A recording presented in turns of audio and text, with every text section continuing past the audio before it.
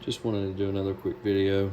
I was using 4mm rods to put on the ends, and I was threading them, and it took a really long time.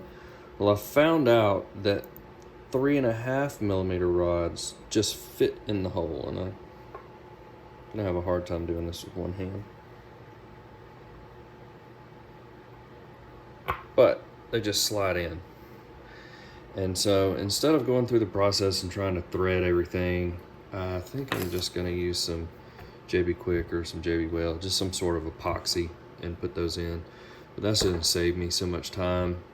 So yeah, 3.5mm smooth rods, and they fit right into these. These are M4 threads, and you just grab one side with a plier and use a flathead screwdriver in the notch there and pull it out. But instead of trying to grind the 4mm rods down and thread it, if you got a lathe, go that way. It'll be nicer, and you can put these threads on there. But otherwise, it's about a 3.5mm and epoxy them in.